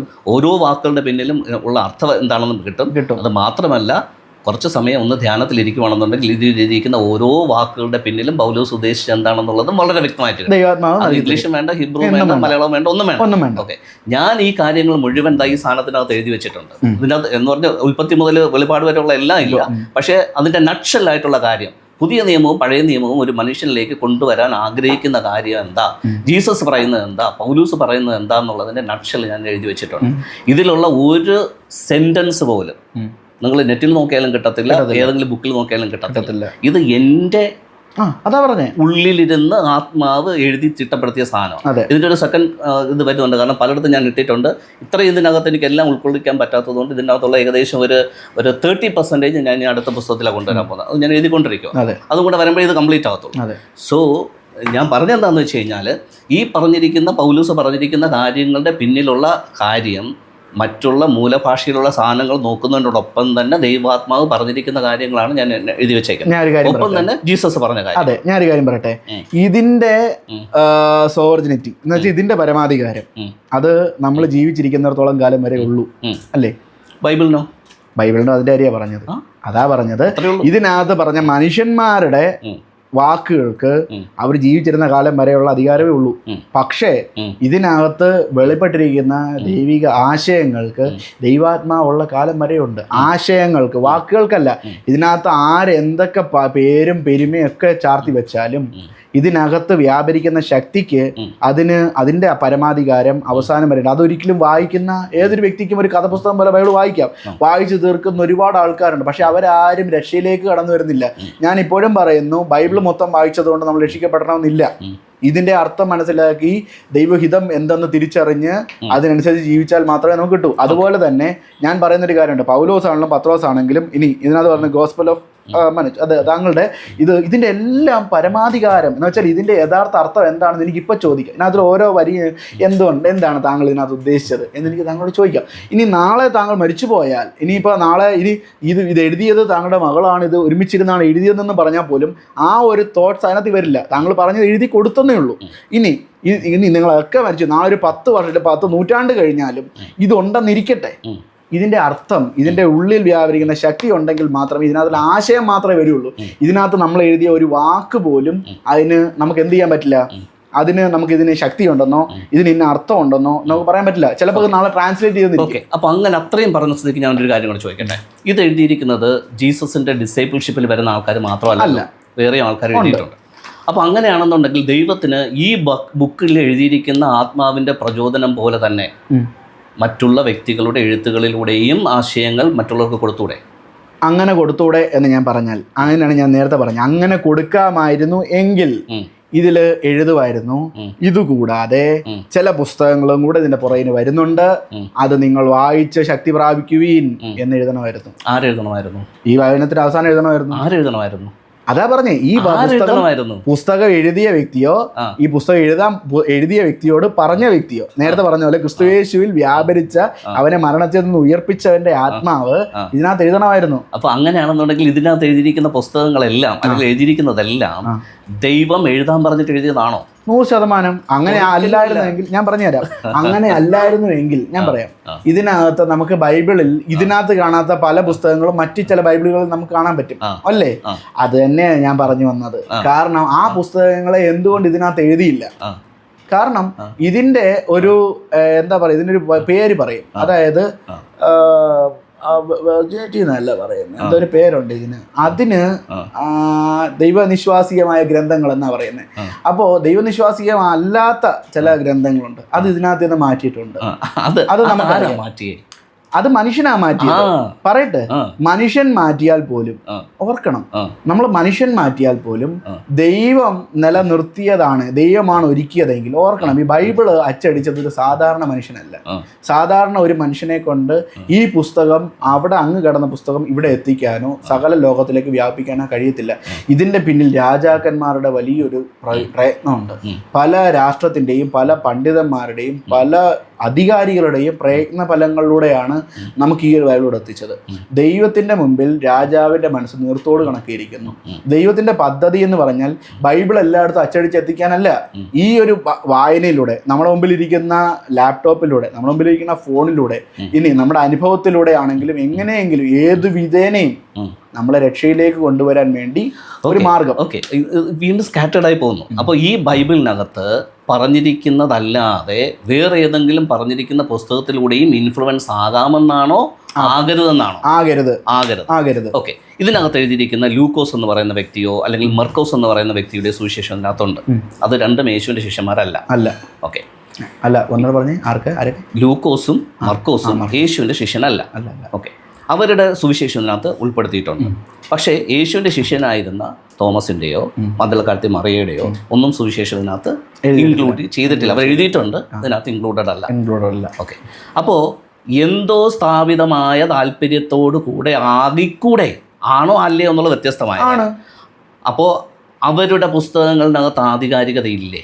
തോമസിന്റെ പുസ്തകത്തിനകത്തോ മദ്ദലക്കാരത്തെ മറിയയുടെ പുസ്തകത്തിനകത്തോ ആധികാരികത ഇല്ല എന്ന് നമ്മളിപ്പോൾ സമർത്ഥിക്കേണ്ടി വരും. കാരണം എന്താ വെച്ച് കഴിഞ്ഞാൽ, ഞാൻ പറഞ്ഞുതരാം. ദൈവസഭ എന്ന് പറഞ്ഞാൽ അതിന്റെ ഡെഫിനിഷൻ അല്ലെങ്കിൽ അതിന്റെ മീനിങ് എന്ന് പറഞ്ഞാൽ ഒരു പ്രത്യേക ഒരു വിഷയത്തിന്റെ വേണ്ടി അല്ലെങ്കിൽ ഒരു പ്രത്യേക ഒരു അജണ്ടയുടെ പേര്, അങ്ങനെയാണ് ഇത് ചിട്ടപ്പെടുത്തിയിരിക്കുന്നത്. പറയട്ടെ ഒരു പ്രത്യേക ഒരു അജണ്ട വെച്ച്, അത് ദൈവം വെച്ച അജണ്ടയാണ്. കാരണം ദൈവം വെച്ച അജണ്ട ആയതുകൊണ്ടാണ് നമ്മളൊരു ശുശ്രൂഷയ്ക്ക് കടന്നു ചെല്ലുമ്പോൾ, അല്ലെങ്കിൽ ഒരു ആരാധനയ്ക്ക് നമ്മൾ കടന്നു ചെല്ലുമ്പോൾ, അല്ലെങ്കിൽ ഒരു വർഷിപ്പിന് നമ്മൾ കടന്നു ചെല്ലുമ്പോൾ നമ്മൾക്ക് അവിടെ ഒരു സംതൃപ്തി, നമുക്കൊരു ഫുൾഫിൽനെസ്, ഒരു സക്സസ്ഫുൾ നമുക്ക് ഉണ്ടാകുന്നത് അതിലാണ്. ഇത് വായിച്ചിട്ട് ആരും നശിച്ചു പോയിട്ടില്ല. ഈ വചനം വായിച്ച് ആരും നശിച്ചു പോയിട്ടില്ല. ഇഷ്ടം പോലെ ഉണ്ട്. പറഞ്ഞുതരാം. അത് ആരിലും നശിച്ചു പോയിട്ടുണ്ടെങ്കിൽ അവര് ഒന്നുകിൽ മറ്റുള്ളവരുടെ വാക്ക് കേട്ട്, മറ്റുള്ളവരുടെ ഗ്രന്ഥം വായിച്ച്, മറ്റുള്ളവരുടെ അനുഭവത്തിലൂടെ മാത്രമേ ഒരുവനാൽ ഒടുങ്ങിപ്പോയിട്ടേ ഉള്ളൂ. അല്ലാതെ ഇന്നേ വരെ, കാരണം ഞാൻ നേരത്തെ നിരീശ്വരവാദികളായിരുന്ന വ്യക്തികൾ പോലും, എന്ന് വെച്ചാൽ ദൈവം ഭൂമിയിലുണ്ട് പക്ഷെ ഞാൻ അവരെ വിശ്വസിക്കുന്നില്ല എന്ന് പറഞ്ഞിരുന്നവർ പോലും ഇത് വെറും ഒരു പുസ്തകം എന്ന് വെച്ച് വായിച്ച് അവർ ക്രമീകരിച്ച് ദൈവത്തെ വിശ്വസിച്ച് വന്നവരുണ്ട്. ഇന്ന് ലോകത്തിൽ നമ്മൾ ഏറ്റവും കൂടുതൽ ചർച്ചാ വിഷയമായി കൊണ്ടിരിക്കുന്ന യുദ്ധം പോലും ഇതിന്റെ പേരിലാണ് നടക്കുന്നത്. ഇത് വിശ്വസിക്കാത്തവൻ ഇവിടെ ജീവിക്കേണ്ട, അവരൊരു രാജ്യം ഭരിക്കേണ്ട, അവർക്കൊരു രാജ്യം വേണ്ട എന്ന് പറയുന്ന സ്വാർത്ഥ താല്പര്യത്തിന് വേണ്ടിയിട്ടാണ് ഇപ്പൊ നടക്കുന്ന യുദ്ധം പോലും. ഞാനൊരു കാര്യം പറയട്ടെ, ഈ യുദ്ധവും യുദ്ധശ്രുതിയും അതൊക്കെ നമ്മൾ പറഞ്ഞുതരാം. ഇതിന്റെയൊക്കെ ഉദ്ദേശം എന്താണെന്ന് എല്ലാ മനുഷ്യനും അറിയാം. കാരണം ഞാനൊരു കാര്യം പറയട്ടെ, ഈ ഒരു അഭിപ്രായത്തോട് യോജിക്കാത്ത ഒരുപാട് ആൾക്കാരുണ്ട്, യോജിക്കുന്ന ഒരുപാട് ആൾക്കാരുണ്ട്. ഈ യുദ്ധത്തിൽ മരിച്ചു വീഴുന്നതിൽ യോജിക്കാത്തവർ മാത്രമല്ല മരിച്ചു വീഴുന്നത്, ഇതിനോട് യോജിക്കുന്നവരും ഇതിനകത്ത് മരിച്ചു വീഴുന്നു. അപ്പോൾ ഓർക്കണം, അത് ദൈവനിശ്വാസീയമാണോ? ദൈവനിശ്വാസീയമല്ല. ദൈവനിശ്വാസീയം ആണെങ്കിൽ ഒരുവരും നശിച്ചു പോകത്തില്ല. ഇനി നശിച്ചു പോയിട്ടുണ്ട്, കാരണം നമ്മൾ മരണം സാർവത്രികമാണ്, എല്ലാവരും മരിക്കുന്നതിന് മുമ്പ് അവൻ അറിയേണ്ടത് അറിയും, അവൻ പ്രാപിക്കേണ്ടത് പ്രാപിക്കും, പ്രാപിച്ചവർ അതിൽ സക്സസ്ഫുൾ ആയിട്ട് അവർ മാറും. പക്ഷേ ഞാൻ പറഞ്ഞ ഒരു കാര്യം ഇതാണ്, ഈ വചന മുഖാന്തരം ആരും നശിച്ചു പോയിട്ടില്ല. കാരണം അതിന് കാരണം ഒരു എക്സാമ്പിളോടെ പറയാം. ഇതിനകത്ത് ന്യായപ്രമാണം, ദൈവം നൽകിയ 10 കൽപ്പനകൾ എന്ന് പറയുന്ന ഏറ്റവും പ്രീഷ്യസ് ആയിട്ടുള്ള ഒരു കാര്യം, ഇതും പിടിച്ചുകൊണ്ട് മോശ ഇങ്ങനെ ഇറങ്ങി വരിക. 10 ഉള്ളൂ. 10 ആദ്യം എഴുതി കൊടുത്തത്, ഈ ഫലകങ്ങളിൽ എഴുതി കൊടുത്ത 10 കണ്ടോ? ഓക്കെ, അത് ഇരിക്കട്ടെ. പറഞ്ഞത് ഇതിനകത്ത് എഴുതിയിരിക്കുന്നത് അങ്ങനെയാണല്ലോ, 10 കൽപ്പനകൾ മോശെ കൊണ്ട് ഇറങ്ങി സിനായി മലയിൽ എന്നുള്ളതാണല്ലോ. ഓക്കെ, അത് 10 25 അത് വേറെ വിഷയം. അതായ പറഞ്ഞത്. അതിനെ കുറിച്ച് ചിന്തിക്കാൻ പോയാൽ നമ്മൾ മോശയോട് തന്നെ ചോദിക്കേണ്ടി വരും. ഓക്കെ, അപ്പോൾ ഇതിലെഴുതിയിരിക്കുന്ന പ്രകാരം ഈ കൽപ്പനകൾ, അതിനകത്ത് എണ്ണം വിഷയമല്ല, ദൈവം എഴുതി കൊടുത്തു എന്ന് പറഞ്ഞ സാധനം കൊണ്ട് വരുവാണ്. ഇതിനകത്ത് ഒരു കൽപ്പനയാണ് കൊല ചെയ്യരുത് എന്നുള്ളത്. ഇത് കൊണ്ടുവരുന്നത് മോശയാണ്, നൽകിയത് ദൈവം നേരിട്ടാണ്. ഇത് അത്രയും പ്രീഷ്യസ് എന്നുള്ള രീതിയിൽ അദ്ദേഹം കൊണ്ടുവരുവാണ്. ഇദ്ദേഹം കൊണ്ടുവന്നിട്ട് താഴെ ആദ്യം കാണിച്ചത് എന്താ? പറഞ്ഞു. എന്താ കാണിച്ചേ? പറഞ്ഞോളൂ, നമ്മളല്ലേ പറഞ്ഞോണ്ടിരിക്കണം, പറഞ്ഞോളൂ. ഈ കൽപ്പനകളും കൊണ്ട് താഴെ വരുമ്പോഴത്തേക്ക് അവിടെ ചില ആൾക്കാർ വിഗ്രഹങ്ങളെ ആരാധിക്കുന്നു എന്ന് കണ്ടിട്ട് ലേവിയരുടെ അടുത്ത് വാളെടുത്തിട്ട് ഇവന്മാരെല്ലാം വെട്ടിക്കൊല്ലാൻ പറയുക. ഏകദേശം 2000-ലധികം ആൾക്കാരെ അന്ന് അവിടെ കൊല ചെയ്തു എന്ന് ഈ ബൈബിളിനകത്ത് എഴുതിയിട്ടുണ്ട്. ആ ഇൻസിഡൻറ്റ് ഇതും കൊണ്ട് താഴെ വരുന്ന ആ സെയിം മൊമെൻറ്റിലാണ്. അപ്പോൾ ഈ കൽപ്പനകളിൽ എഴുതിയിരിക്കുന്നത് കൊല ചെയ്യരുതെന്ന്. ആ നെക്സ്റ്റ് മൊമെൻറ്റിനകത്ത് മോശ കാണിക്കുന്നത് ഒരു ദാക്ഷിണ്യമില്ലാതെ ഈ വ്യക്തികളെ കൊല്ലുന്നതാണ്. അപ്പോൾ ഇതിനകത്ത് എഴുതിയിരിക്കുന്ന കാര്യങ്ങൾ കയ്യിൽ പിടിച്ചുകൊണ്ട് തന്നെ ജനങ്ങളെ ദ്രോഹിക്കുകയും സംഭവം ഉണ്ടായിട്ടുണ്ട്. അതായത് അതിന് മുമ്പ് ഒരു സംഭവം ഉണ്ടായിട്ടുണ്ട്. നമ്മൾ ഈ പറയുന്ന പോലെ കൽപ്പലകയും പിടിച്ചോണ്ട് താഴത്തോട്ട് വന്നിട്ട് കൽപ്പലക കൈ വെച്ചോണ്ടല്ല കൊല്ലാൻ പറഞ്ഞത്. കാരണം അതിനകത്ത് തന്നെ എഴുതിയിട്ടുണ്ട്, ഇത് കണ്ട ഉടനെ പുള്ളിക്കാരൻ എന്തോ ചെയ്തു, ദൈവം പുള്ളിക്കാരൻ ചെത്തിക്കൊണ്ടുപോയ കൽപ്പലകയല്ല, ഓർക്കണം, ദൈവം മോശയ്ക്ക് നൽകിയ കൽപ്പലകയാണ്. രണ്ടാമത് ചെത്തിക്കൊണ്ട് പറഞ്ഞുതരാം. അപ്പോൾ ദൈവം നൽകിയ ദൈവത്തിൻ്റെ പ്രഷ്യസാണ്, നമ്മൾ ഓർക്കണം അതിൻ്റെ വാല്യൂ എത്രയാണെന്ന്. ഇന്ന് മുകളിൽ നിന്നൊരു ഉൽക്ക ഭൂമിയിൽ പതിച്ചാൽ, അത് ആർക്കെങ്കിലും ഒരു രത്നമായി കയ്യിൽ ലഭിച്ചാൽ അതിൻ്റെ വില എത്രയാണ് നമുക്ക് കാൽക്കുലേറ്റ് ചെയ്യാൻ പറ്റില്ല. മനസ്സിലായോ? അതിനേക്കാൾ പ്രഷ്യസായ സർവശക്തനായ ദൈവം, ഈ അഖിലാണ്ടത്തിൻ്റെ ഉടയവൻ, അത് അദ്ദേഹം ഈ ഭൂമിയിൽ ഒരു മനുഷ്യന് ഒരു ഗിഫ്റ്റ് എന്ന് വെച്ചാൽ അവന് വേണ്ടിയുള്ള നൽകിയതാ. അത് എടുത്തുകൊണ്ട് വന്ന് അദ്ദേഹത്തിൻ്റെ പോലും അദ്ദേഹം പറഞ്ഞു കേട്ടോ, നീ താഴ്ത്തിയല്ലേ, ജനം താഴെ തെറ്റിപ്പോയിരിക്കുന്നു, താഴ്ത്തി ചെല്ലാനേ പറഞ്ഞുള്ളൂ. പിന്നീട് നടന്നത് മോശയുടെ സൗമ്യത ഇല്ലാത്ത ചില പ്രോഗ്രാമാണ് നടന്നത്. പിന്നെ ആ സൗമ്യത ഇല്ലാത്ത അനുഭവമാണെന്ന് പറഞ്ഞാലും പുള്ളി ദൈവാത്മാവ് പ്രാപിച്ച് തന്നെയാണ് എല്ലാ കാര്യം ചെയ്തത്. കാരണം ഞാൻ പറഞ്ഞുതരാം. ഈ മനുഷ്യന് ഒരേ സമയം അവൻ്റെ അധികാരവും കൂടെ നോക്കും. ഇപ്പോൾ ഒരു പട്ടാളക്കാരനോട് വെടിവെക്കാൻ പറഞ്ഞാൽ അവൻ ആ അധികാരത്തിൻ്റെ പേരിൽ വെടിവെക്കും, അവൻ ഷൂട്ട് ചെയ്യും. പക്ഷേ അവൻ്റെ മുന്നിൽ കിട്ടുന്ന ഒരു വ്യക്തിയെ അവനോട് ദയ തോന്നുക എന്നുള്ളത് അതൊരു മാനുഷികമായിട്ടുള്ള ചിന്തയാണ്. അധികാരത്തിൻ്റെ മുമ്പിൽ വെക്കുമ്പോൾ അനുസരിച്ചേ പറ്റുള്ളൂ, കൊല്ലാൻ പറഞ്ഞാൽ കൊന്നേ പറ്റുള്ളൂ. അതുപോലെ മോശയും ഒരു മനുഷ്യൻ തന്നെയാണ്, അല്ലാതെ സ്വർഗത്തിൽ നിന്ന് ഇറങ്ങി വന്ന ദൂതനൊന്നുമല്ല. അമ്രാമിനും യോക്കേബിനും ഉണ്ടായ മകനാണ് അവൻ. അപ്പോൾ മോശയുടെ കയ്യിൽ ലഭിച്ച അത്രയ്ക്ക് പ്രഷ്യസായ ആ ഒരു സാധനം, അത്രയ്ക്ക് വിലയുള്ള ഒരു സാധനം ഇറങ്ങി വന്ന് കാണുകയല്ല, ഇതെന്ത് ചെയ്തു, അത് ഉടച്ചു കളഞ്ഞു. എന്ന് വെച്ച് കഴിഞ്ഞാൽ ഇപ്പം മോശയുടെ കയ്യിൽ എന്തില്ല, ന്യായപ്രമാണമില്ല.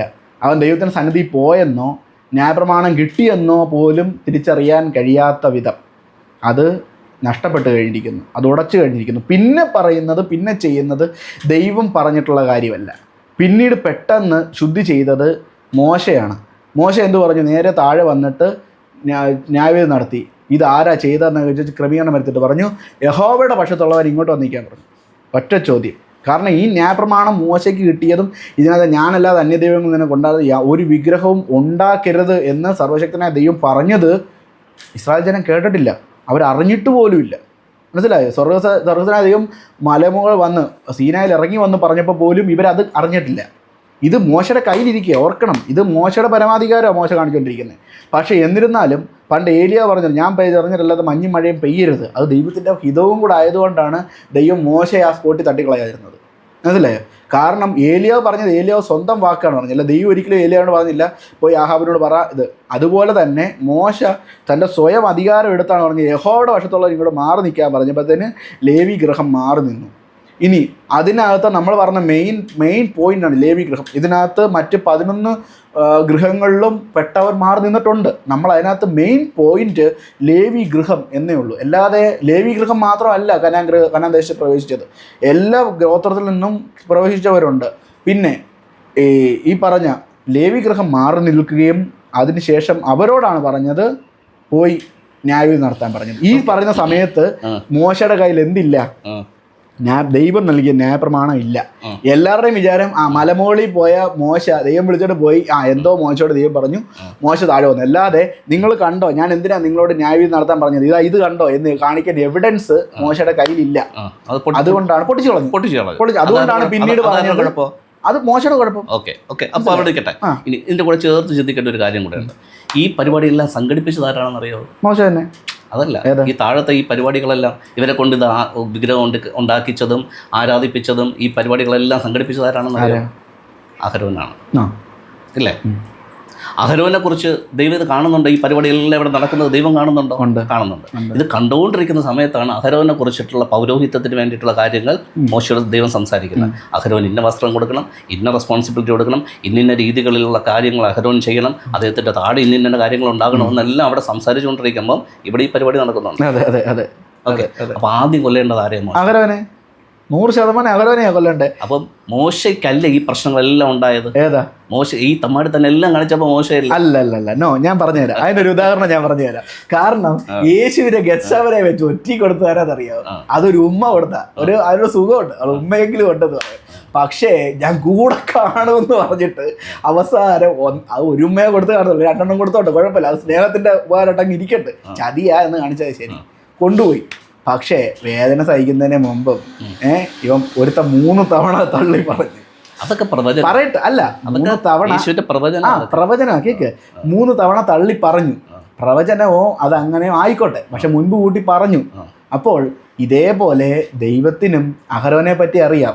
അഹരോൻ ബലഹീനനായ ഒരു മനുഷ്യനാണെന്നും അഹരോൻ എന്താ സംഭവിച്ചതെന്നും സർവജ്ഞാനിയായ ദൈവത്തിന് അത് മുൻകൂട്ടി അറിയാം. അതുകൊണ്ടാണ് ദൈവം പറഞ്ഞില്ല, താഴെ അവർ കാളക്കുട്ടിയെ വാർത്തുണ്ടാക്കി, അഹരോനാണ് അതിന് മുമ്പിൽ നിൽക്കുന്നത്, നീ പോയി എന്താന്ന് വെച്ചാൽ ചെയ്യ്, ഞാൻ നിന്നോട് കൂടെ ഉണ്ട് എന്നൊന്നും ദൈവം പറഞ്ഞില്ല. നിന്നോട് പറഞ്ഞ് ഇത്രേ ഉള്ളൂ, താഴെ ജനം തെറ്റിപ്പോയിരിക്കുന്നു, ഇത് മാത്രമേ പറഞ്ഞിട്ടുള്ളൂ. ഇതിനകത്ത് അഹരോനാണ് മുൻപിൽ നിൽക്കുന്നതെന്നൊന്നും ദൈവം പറഞ്ഞില്ല. കാരണം അതും അഹരോനെ കുറിച്ചുള്ളൊരു പ്രവചനമാണ്. നമ്മളത് പറഞ്ഞിട്ടില്ല എങ്കിലും നമ്മളത് മനസ്സിലാക്കണം. ഈ അഹരോനാണ് പൗരോഹിത്യത്തിന് തുടക്കം ഇടേണ്ടതെന്നുള്ളത് ദൈവത്തിൻ്റെ പദ്ധതിയാണ്. അതുകൊണ്ട് അഹരോനെ കൊന്നില്ല. പിന്നെ അഹരോന് എക്സ്ക്യൂസ് കൊടുത്തില്ല. അഹരോനാണ് ആദ്യം മോശയുടെ അടുക്കൽ വന്ന് തെറ്റേറ്റു പറഞ്ഞു. പത്രോസ് അനുദപിച്ച് കരഞ്ഞു. ആയിക്കോട്ടെ, കള്ളം പറഞ്ഞോ എന്തായിക്കോട്ടെ, മാനസാന്തരപ്പെട്ടോ? ഇല്ല, മാനസാന്തരപ്പെടാതെ പുള്ളി വീണ്ടും കാളക്കുട്ടി ഉണ്ടാക്കിയോ? വീണ്ടും കാളക്കുട്ടി ഉണ്ടാക്കി പറഞ്ഞത് ഒരു തെറ്റ്. മോശ ചോദിച്ചപ്പോഴത്തേക്ക് അഹരോൻ ഏറ്റില്ല, അസമ്മതിച്ചില്ല, തെറ്റെന്റെ ഭാഗത്തു നിന്നാണെന്ന് പറഞ്ഞില്ല. അദ്ദേഹം അതിന് പകരം അത് മറച്ചു വെച്ചിട്ട് ജനങ്ങൾ ആവശ്യപ്പെട്ട രീതിയിൽ അദ്ദേഹം കള്ളം പറഞ്ഞു. അങ്ങനെ പറഞ്ഞു. കള്ളം പറഞ്ഞോ പറഞ്ഞുതരാം. കള്ളം പറഞ്ഞോ ഉള്ളത് പറഞ്ഞു എന്നുള്ളതല്ല പ്രധാനം. നമ്മൾ പറഞ്ഞൊരു കാര്യം ഇതാണ്, ഒരു കാര്യത്തിന് നമ്മൾ എക്വിപ്പ് ചെയ്യുമ്പോൾ, ഒരു പ്രൊഫഷനെ നമ്മൾ എക്വിപ്പ് ചെയ്യുമ്പോൾ ഇതിനകത്ത് നമ്മൾ നോക്കുന്ന ചില കാര്യങ്ങളുണ്ട്. മനുഷ്യനാണെങ്കിലും ഏതൊരു വിഷയത്തിനാണെങ്കിലും അവൻ്റെ പുറമേ ഉള്ള ബലഹീനതയല്ല, പുറമേ ഉള്ള അവസ്ഥയല്ല നോക്കുന്നതും നോക്കേണ്ടതും. ഒരു അധികാരി ഒരാളെ ജോലിക്കെടുക്കുമ്പം അവൻ്റെ പുറമേ ഉള്ള അവസ്ഥയല്ല നോക്കേണ്ടത്, അവൻ ആ ഒരു പൊസിഷനെ വെച്ചാൽ അവൻ ഏബിളാണ്. കാരണം മോശയുടെ നാവായിട്ട് നിൽക്കാൻ നമ്മളെ കൊണ്ട് പറ്റത്തില്ല. താങ്കൾ എന്താ പറയാൻ പോകുന്നതെന്ന് എനിക്ക് ഗസ് ചെയ്ത് പറയാൻ പറ്റത്തില്ല. പക്ഷെ അത് കൃത്യമായിട്ട് പറയാൻ ദൈവത്തിൻ്റെ ആത്മാവ് പ്രാപിച്ച ഒരു വ്യക്തിയാണ് ആര്? അഹരോൻ. പക്ഷേ അഹരോൻ ഒരു പിഴവ് പറ്റി. അഹരോനെയാണ് പിന്നെ വിശുദ്ധീകരിച്ച് വേർതിരിച്ച് വിശുദ്ധീകരിച്ചു ചെയ്തു. ഈ വ്യക്തി ഇത്രയ്ക്ക് ദൈവത്തെ എതിര് നിൽക്കാത്ത വ്യക്തി ആയതുകൊണ്ടാണ് 2 മക്കളെ സ്പോട്ടിൽ വെച്ച് കത്തിച്ച് കളഞ്ഞു. അറിയാമല്ലോ, അന്യാഗ്നി കത്തിച്ചത് കൊണ്ട് കത്തിച്ച് കളഞ്ഞു. എന്നിട്ട് പോലും ആ ദൈവത്തെ എതിർക്കാനോ ഒന്നിനും പോയിട്ടില്ല. തൻ്റെ ജീവിതത്തിൽ വന്ന തെറ്റ് മനസ്സിലാക്കാനും താൻ ദൈവത്തിന് വേണ്ടി സമർപ്പിക്കപ്പെട്ടവനാണ് എന്ന് മനസ്സിലാക്കാനും. പക്ഷേ ഏലി അങ്ങനല്ലായിരുന്നു. ഏലി മക്കളുടെ തെറ്റ് കണ്ടിട്ടും അവരെ ഉപദേശിച്ചു, പക്ഷെ നേർവഴിക്കാക്കാൻ ഏലി പോയില്ല. അതാണ് ഏലിയും അഹരോനും തമ്മിലുള്ള വ്യത്യാസം. മനസ്സിലായി? അതെ ഞാൻ പറഞ്ഞങ്ങ് മുമ്പോട്ട് പോവല്ല. അഹരോൻ ഇങ്ങനെയൊക്കെ വന്നെങ്കിലും ദൈവം അഹരോനെ വേർതിരിച്ചു. ഇതേ ഞാൻ പറഞ്ഞു. ഓക്കെ, അപ്പോൾ ഞാൻ പറഞ്ഞു വന്നതിൻ്റെ കോണ്ടക്സ്റ്റ് എന്ന് പറയുന്നത്, ഈ ബൈബിൾ വിശ്വസിക്കുകയും ബൈബിളിനകത്തുള്ള കാര്യങ്ങൾ അംഗീകരിക്കുകയും ചെയ്യുന്നവർ തന്നെ, അതും ചെറുതായിട്ടുള്ള വിശ്വാസമോ ചെറിയ എന്താ പറയുന്ന രീതിയിലുള്ള അക്സെപ്റ്റൻസ് ഒന്നും അല്ല, എന്നെ വിളിച്ച വിളി ഇതാണ് എന്ന് പൂർണ്ണമായ അറിവും തിരിച്ചറിവുള്ള വ്യക്തികൾ പോലും ഇതിനകത്തുള്ള വചനം വെച്ചിട്ട് ഇടറിപ്പോയിട്ടുണ്ട്, തെറ്റിപ്പോയിട്ടുണ്ട്. പക്ഷെ തെറ്റിപ്പോയത് ഈ വചനം വെച്ചല്ല. പറഞ്ഞുതരാം, ഈ വചനം വെച്ചല്ലേ എറിപ്പോയത്. ഈ എറിപ്പോയതിന്റെ വിഷയം എന്താന്ന് വെച്ച് കഴിഞ്ഞാൽ ഏലി പറഞ്ഞ ഒരു വാക്ക. എന്താ അറിയോ, തനിക്കോ ക്രമീകരിക്കാൻ പറ്റത്തില്ല എന്ന് വെച്ചാൽ മക്കളെ രണ്ടെണ്ണത്തിന് എനിക്ക് ക്രമീകരിക്കാൻ പറ്റത്തില്ല, അവൻ മഹാദൈവമല്ലയോ അവിടുത്തെ ഇഷ്ടം പോലെ നടക്കട്ടെ എന്നങ്ങ് പറഞ്ഞു. അങ്ങനെ ചില ഒഴിവുകഴിവ് പറഞ്ഞ് പോയവരല്ലാതെ ഒരൊറ്റ ഒരെണ്ണം ഇതിനകത്ത് തെറ്റിപ്പോത്തില്ല. കാരണം ദൈവത്തിൻ്റെ പദ്ധതി എന്ന് പറഞ്ഞാൽ ആരെയും നശിപ്പിക്കാനുള്ള പദ്ധതിയല്ല. ദൈവത്തിന് അങ്ങനെ ഒരു പദ്ധതി ഉണ്ടായിരുന്നെങ്കിൽ അബ്രഹാമിനെ വിളിച്ചു വേർതിരിച്ചു, പിന്നീട് മോശയെ വിളിച്ചു വേർതിരിച്ചു, അങ്ങനെ ഓരോ കാലഘട്ടങ്ങളിൽ ഓരോരുത്തരെ വിളിച്ച് വേർതിരിച്ചത്, യേശു വരെ എത്തിയത്, സ്വന്തം പുത്രനെ അയച്ചത്, ഇതെല്ലാം ഒരു കുടുംബത്തെയോ ഒരു വ്യക്തിയെയോ വേണ്ടിയുള്ളതല്ല. മറ്റെല്ലാവരെയും പറഞ്ഞുതരാം, മറ്റെല്ലാവരെയും കൊന്നു കളയാൻ വേണ്ടിയുള്ളൊരു പദ്ധതിയല്ല. ഇതെന്ന് വെച്ച് കഴിഞ്ഞാൽ ഇത് യേശുവിലൂടെയുള്ള സാർവത്രിക രക്ഷയാണ്. ഞാനൊരു കാര്യം പറയട്ടെ, ഞാൻ എപ്പോഴും പറഞ്ഞൊരു കാര്യം, ആ ടോപ്പിക്കൊക്കെ നമുക്ക് കുറച്ചുകൂടെ കഴിഞ്ഞ് സംസാരിക്കാം. കാരണം എന്ന് വെച്ച് കഴിഞ്ഞാൽ സംസാരിച്ചു തുടങ്ങി ഈ പറഞ്ഞ പോലെ അതങ്ങനെ ഡീവിയേറ്റ് ചെയ്ത് പോകും. യേശു ക്രിസ്തുവിലൂടെയുള്ള രക്ഷ എന്ന് പറയുന്നത് സാർവലൗകികമല്ല. ആ യഹൂദൻ എന്ന് പറയുന്ന പശ്ചാത്തലത്തിൽ ആ ഒരു കമ്മ്യൂണിറ്റിക്ക് വേണ്ടിയിട്ട് മാത്രമുള്ളത്. അതിനുള്ള തെളിവുകളെല്ലാം ഇതിനകത്തുണ്ട്. യേശു തന്നെ പറഞ്ഞതുകൊണ്ട്, ഈ പ്രവചനങ്ങളിൽ പറഞ്ഞതുകൊണ്ട്, ആ യഹൂദൻ ഇസ്രായേൽ എന്ന് പറയുന്ന ആ കമ്മ്യൂണിറ്റിക്ക് വേണ്ടിയിട്ട് മാത്രമാണ് ബൈബിൾ പറയുന്ന രക്ഷ. അത് ആ കമ്മ്യൂണിറ്റിക്ക്, ഇസ്രായേൽ എന്ന് പറയുന്ന കമ്മ്യൂണിറ്റിക്ക് പുറത്ത് ബൈബിൾ രക്ഷ പ്രൊപ്പഗേറ്റ് ചെയ്യുന്നില്ല. അതിനുള്ള പ്രൂഫ് അതൊക്കെ നമുക്ക് പിന്നെ സംസാരിക്കും. ഇന്ന് സംസാരിച്ചു പോയി കഴിഞ്ഞാൽ കാര്യം നമ്മുടെ ക്രിസ്തു എന്നുള്ള ഭാഗത്തിന് വളരെ ഇമ്പോർട്ടൻ്റ് ആയിട്ടുള്ള ഭാഗമാണ് ഇപ്പോൾ പറഞ്ഞത്.